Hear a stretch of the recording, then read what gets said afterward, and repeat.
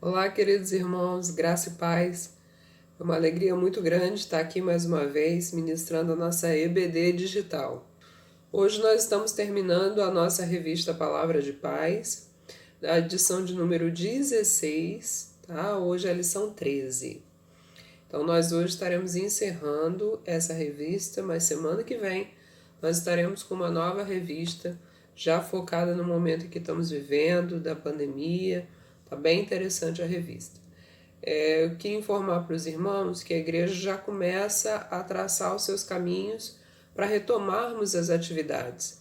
Só que a nossa EBD, por enquanto, vai continuar no formato digital. Então, enquanto o pastor não liberar, não autorizar, não entender que chegou o momento de retornarmos, nós continuaremos com a EBD no formato digital.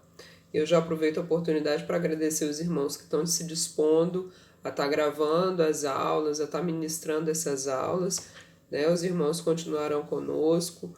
É uma bênção, uma alegria muito grande, né? Saber que a gente pode contar com os irmãos nesse momento de dificuldade que temos vivido, e eu gostaria de publicamente agradecer aos irmãos pela cooperação e pela disponibilidade de estar ministrando essas aulas. Então vamos lá, queridos. Hoje nós vamos falar da lição 13, a morte da morte. O que seria isso? Como que uma morte pode morrer, né? A morte já significa para a gente o fim da vida, seja a nossa vida, seja a vida do animal, seja a vida de quem for. Então, morte para a gente já tem a conotação e o significado de fim, de término. Mas hoje nós vamos falar da morte da morte. Como que a morte morreria? Em que momento a Bíblia nos afirma que a morte terá um fim, deixará de existir na nossa realidade? 1 Coríntios 15, 54, de 54 a 58. Nós vamos ler para nossa conveniência. Peço aos irmãos que abram as suas Bíblias em 1 Coríntios, capítulo 15, de 54 a 58. Vamos ler juntos? Então vamos lá. E quando este corpo corruptível se revestir de incorruptibilidade, e o que é mortal se revestir, e quando este corpo corruptível se revestir da incorruptibilidade, e o que é mortal se revestir de imortalidade, então se cumprirá a palavra que está escrita: tragada foi a morte pela vitória. Onde está, ó morte, a tua vitória? Onde está, ó morte, o teu agrilhão? O agrilhão da morte é o pecado, e a força do pecado é a lei. Graças a Deus que nos dá a vitória por intermédio do nosso Senhor Jesus Cristo. Portanto, meus amados irmãos, sede firmes, inabaláveis e sempre abundantes na obra do Senhor, sabendo que no Senhor o vosso trabalho não é em vão. Queridos, essa passagem de Coríntios nos mostra, nos traz a referência daquilo que nós falamos há pouco. Chegará um dia que não haverá mais morte. Chegará um dia que toda essa tristeza que a gente vive de violência, de doença, de dor, de sofrimento, isso vai acabar. Essa é a base da nossa fé, aquilo que cremos, né? Que Jesus vai voltar, que as promessas do Senhor vão se cumprir. E com a volta de Jesus, ele volta para nos resgatar. E esse resgate, né, essa vinda dele, é para que nós tenhamos vida. E nós tenhamos vida eterna. Que nós possamos ter vida e vida eterna. Logo, com a vinda de Jesus, sabendo nós, tendo nós a certeza de que ele veio, que ele virá e que ele nos resgatará, a morte deixa de existir. A morte simplesmente vai morrer nela mesma. O Senhor, quando foi crucificado, ele venceu a morte. O sacrifício dele na cruz foi vitória para todos nós que nele cremos e nele esperamos. Então, sim, o dia da morte vai acabar. Um dia nós não temeremos a morte. Não tem jeito. Nesse período de coronavírus, de pandemia que nós estamos vivendo, a gente se abala. Não sei vocês, mas eu pelo menos fico assim, poxa, morrer agora, né? Então, queridos, se Cristo regressasse hoje, estando nós vivos, o nosso corpo seria transformado, é o que a palavra nos afirma, para viver esse novo tempo. Ainda assim, para aqueles que já morreram, eles serão ressuscitados, é o que a palavra nos garante, tá? Precisamos entender que para algumas pessoas, corpo e alma e espírito são coisas distintas. Outros afirmam que alma e espírito é a mesma coisa. Biblicamente, a Bíblia nos afirma que nós temos corpo, alma e espírito. O corpo seria a matéria, seria a estrutura física, né? É aquilo que tocamos, é a nossa parte física, tá? Esse é o nosso corpo. Ele, sem o sopro do Espírito, que nos proporciona a alma, que nos gera a alma em nós, ele não significa nada. É só um corpo vazio. Quando alguém morre, né, a primeira coisa que se apaga é o brilho dos olhos. É aquilo que motivava, que acendia a pessoa, a janela da alma, né, que a palavra diz que é o que são os olhos, é a primeira coisa que se esvai, que se apaga, que você vê perder completamente o brilho, são os olhos da pessoa. Então, queridos, quando uma pessoa falece, uma das primeiras coisas que some do olhar, some da pessoa, é o brilho no olhar. Então, a janela da alma, a palavra diz que são os nossos olhos. Com o falecimento, com a perda da vida, essa janela se fecha. Então vamos lá, vamos entender a diferença entre corpo, alma e espírito. Corpo é a matéria, é a parte física, é aquilo que tocamos. A alma, ela é aquilo que nos dá características diferentes, que dá a individualidade do ser humano. É na alma que estão as nossas vontades, é na alma que estão nosso comportamento, nosso posicionamento diante das coisas, nossos pensamentos. Ela habita na alma, né? E já o espírito, ele vem em nós através do Espírito Santo. Então, quando o pai e mãe concebem, o Espírito Santo sopra o seu sopro de vida e aquela matéria com alma sem vida passa a ter vida através do Espírito Santo, né? E ela passa a ter um espírito humano. A partir daquele momento existe um espírito.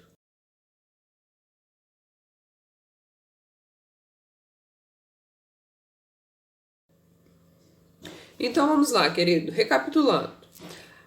A palavra ela nos afirma que nós somos divididos em corpo, alma e espírito.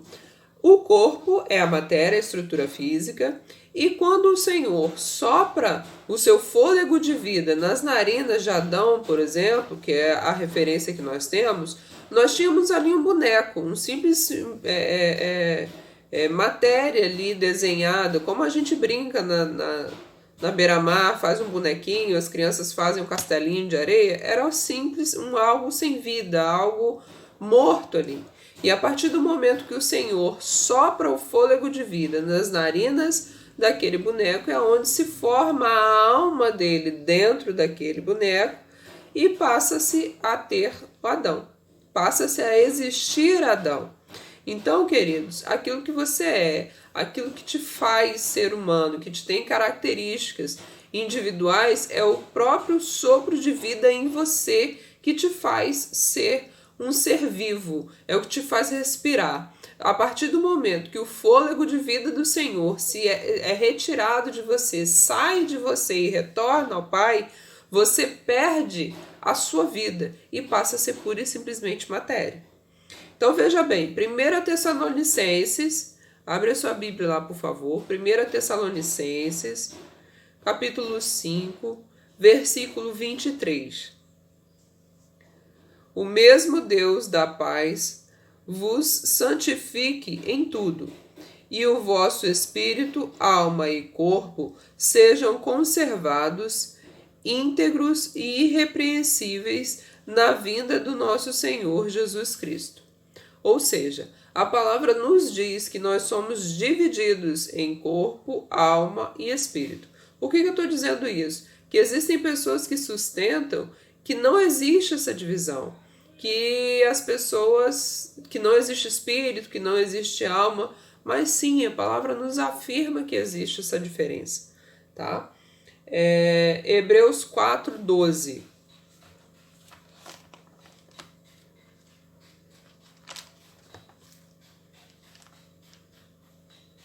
Hebreus 4:12 diz assim: porque a palavra de Deus é viva e eficaz, e mais cortante de que qualquer espada de 2 gumes, e penetra até o ponto de dividir alma e espírito, juntas e medulas, e é a par para discernir os pensamentos e o propósito do coração. Nessa passagem, a palavra nos afirma que a palavra de Deus, ela é tão poderosa que ela é capaz de separar a alma do espírito, juntas de medulas. Então, veja bem, se a alma pode ser separada do espírito, nós podemos afirmar, sim, que existe alma e que existe espírito, e que a palavra é aquilo que separa o seu desejo carnal, as suas vontades, o teu pecado consistente na sua alma, do seu espírito. Quando você se imaginarmos corpo, alma e espírito, espírito é aquilo que nós queremos alcançar. Uma vida de santidade, uma vida com o Senhor é uma vida no espírito. E a carne é aquilo que nos leva aos prazeres mundanos, é aquilo que nos leva ao pecado. E é a alma que vai transitar entre um lado e outro e vai nos levar ao caminho de santidade ou ao caminho do pecado. Quando você tem vontades que a sua carne está te pedindo, que você está sendo induzido naquilo, e você permite, e você comete algum pecado, e você se deixa levar por alguma situação, você não está alimentando o teu espírito, você está alimentando a tua carne. Então você está indo em direção ao pecado, e se afastando do espírito. Mas quando você faz algo que você sabe que está errado, e o teu espírito está aqui, te indicando, olha, isso está errado, olha, isso não deve ser feito dessa forma, e você obedece aquilo que a palavra de Deus, que é o que separa o espírito da alma, e você obedece aquilo, e você obedece a palavra, e você busca a santidade, você se aproxima do espírito. Você não alimenta a carne e se aproxima do espírito. Então você se afasta do pecado. Fiz essa alusão aqui para a gente entender mais ou menos como que as nossas vontades nos direcionam ou para o pecado ou para o espírito. E quem diz essas vontades, o que nos separa como indivíduos, o que nos dá características pessoais diferentes uns dos outros, é a nossa alma. Tá? Então, sim, a palavra de Deus nos afirma que nós temos corpo, alma e espírito. Mateus 10:28. Mateus 10:28 diz assim: não temais os que matam o corpo e não podem matar a alma.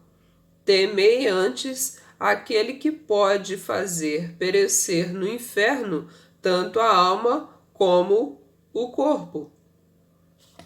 Ou seja, a palavra nos afirma nessa passagem que tanto a alma quanto o corpo podem perecer no inferno.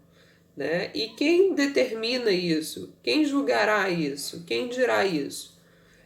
Quando o Senhor voltar. É o nosso Senhor que nos dirá isso. É Jesus que dirá aqueles que vão para o inferno ou aqueles que vão para o céu. Então, queridos, concluímos que corpo, alma e espírito são distintos. E nessa mesma seara, a gente entra em algo que as pessoas sempre questionam. Por que crente não acredita em reencarnação? Queridos, nós cristãos não cremos em reencarnação. Por quê? A palavra nos afirma que ao homem só é permitido morrer uma única vez. Então não tem essa história de morre hoje, morre amanhã, morre depois e vamos de novo daqui a 10 anos, 20 anos. Não tem isso. Não tem isso. Morreu, morreu. E outra coisa, para que se volte a viver em algumas circunstâncias, é necessário um novo sopro de vida do Senhor. O que nos dá vida, o que nos faz estar vivos e poder falar, nos comunicar e aprender é o sopro de vida de Deus. Então, beleza, Lázaro morreu. Característico. Vamos analisar o caso de Lázaro. Lázaro estava morto? Estava morto. Mas Jesus, naquele momento, manda que retirassem a pedra e o sopro de vida é jogado em Lázaro novamente e ele ordena: Lázaro, volte a viver. Então é uma ordem do próprio Deus. Queridos, qualquer pessoa, faleceu por qualquer motivo e volta a nascer, surge de novo, é o fôlego de vida que o Senhor deu novamente para aquela pessoa. Entretanto, é a mesma pessoa. Não é uma outra pessoa em um outro corpo, com uma outra aparência ou com outras características. É a mesma pessoa que está ressurgindo ali. Então, no dia do juízo, nós não seremos outra pessoa completamente diferente. Seremos a mesma pessoa. O que vai ser levado em consideração somos nós mesmos. Nós somos únicos e insubstituíveis. Essa alma é única que o sopro de vida de Deus nos deu naquele momento. E é único para nós. As suas características são únicas. Tá? Então, nós não cremos em reencarnação e vamos ler o porquê, né? Hebreus 9, 27. Vamos passear bastante na Bíblia hoje, queridos.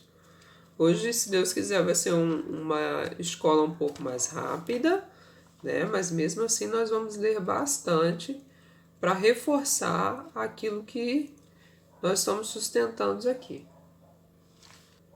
Hebreus 9, 27 diz assim: E assim como aos homens está ordenado morrerem uma só vez, vindo depois disso o juízo, assim também Cristo, tendo se oferecido uma vez para sempre para tirar os pecados do mundo, aparecerá segunda vez, sem pecados, os que o aguardam para a salvação. Então veja bem, queridos, o Senhor ele veio, ele cumpriu o propósito, ele se entregou na cruz por mim e por você, para que sejamos salvos, para que possamos no dia do juízo sermos entregues em santidade ali, né? Então ele já pagou o alto preço.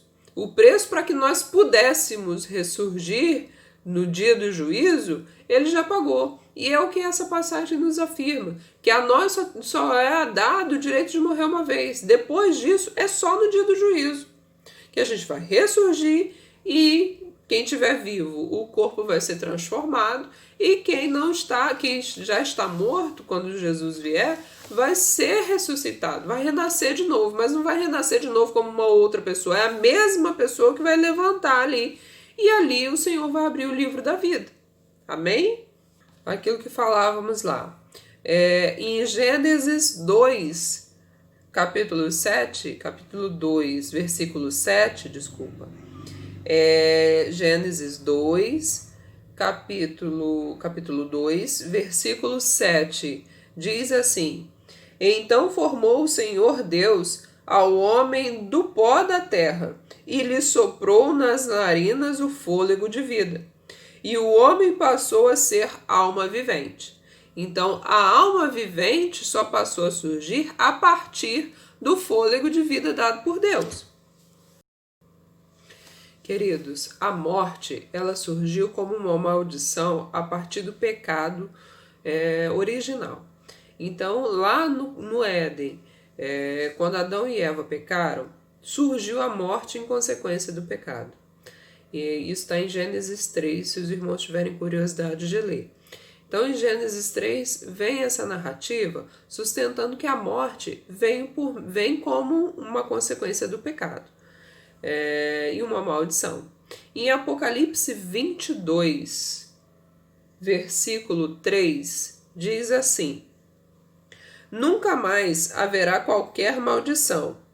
Nela estará o trono de Deus e o Cordeiro, e os seus servos o servirão.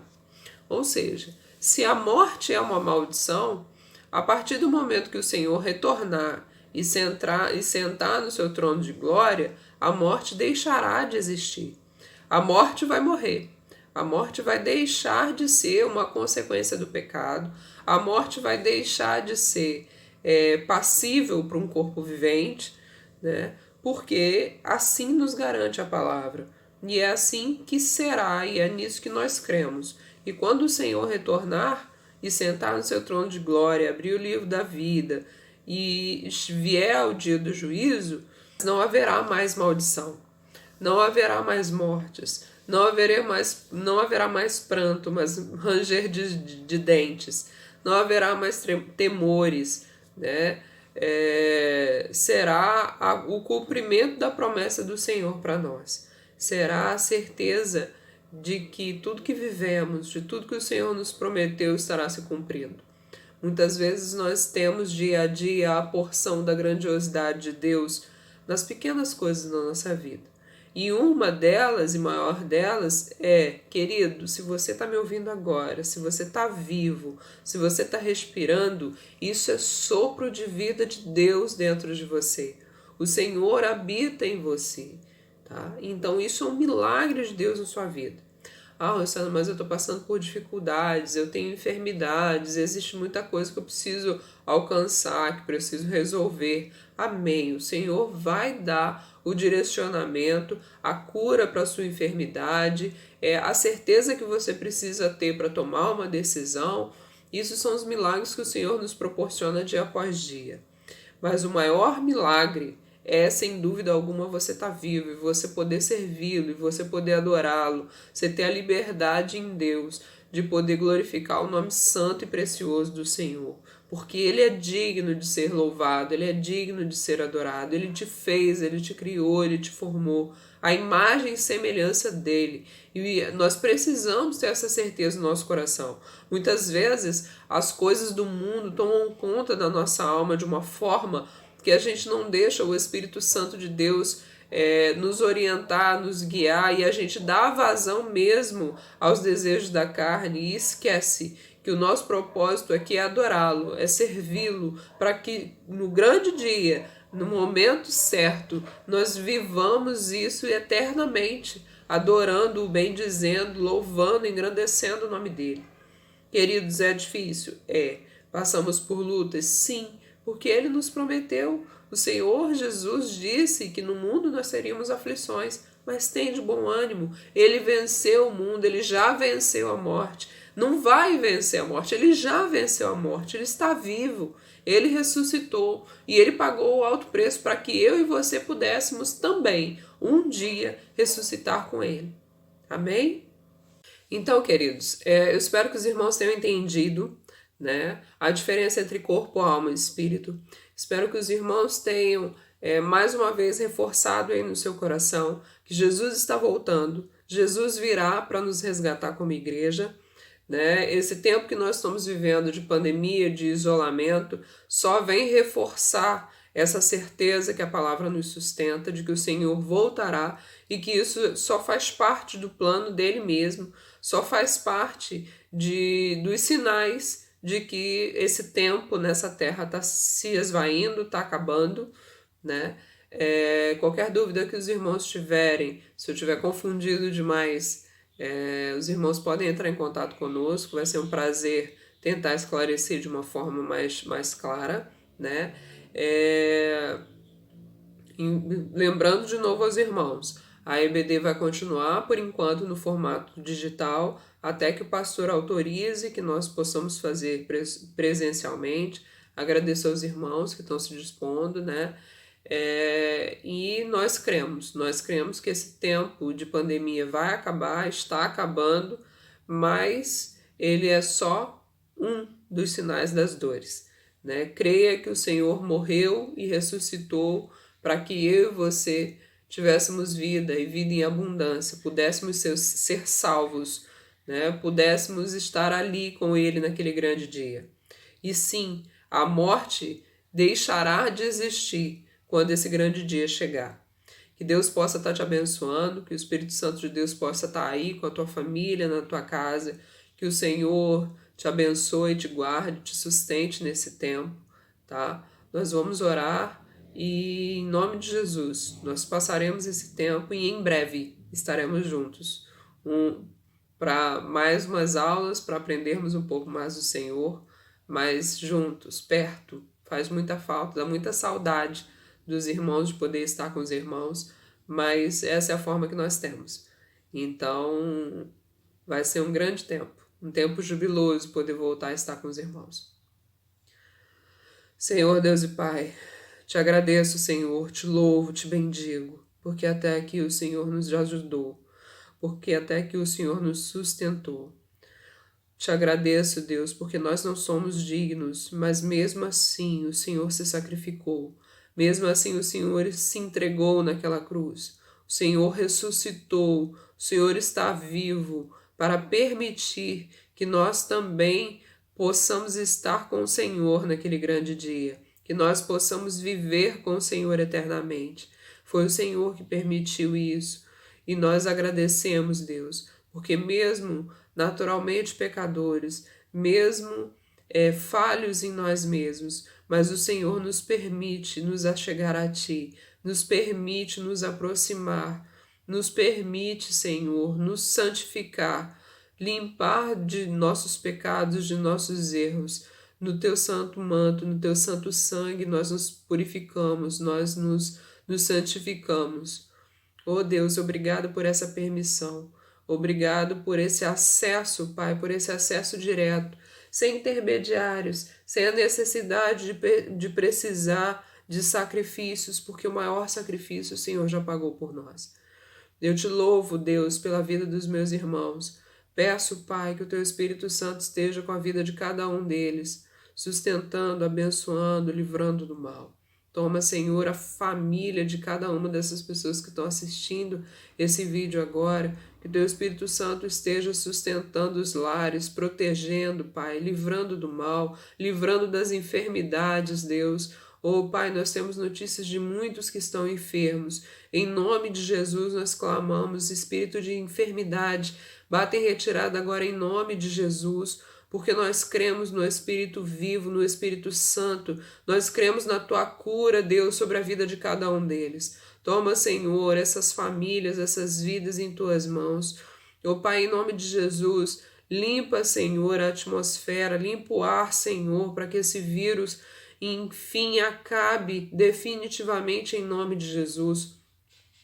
Ó Deus, olha pelas pessoas que estão enfermas nos hospitais nessa hora, por aqueles que estão se dispondo a estar cuidando das pessoas, os policiais que estão na rua, bombeiros, as pessoas que estão trabalhando, Pai, em nome de Jesus, protege essas pessoas.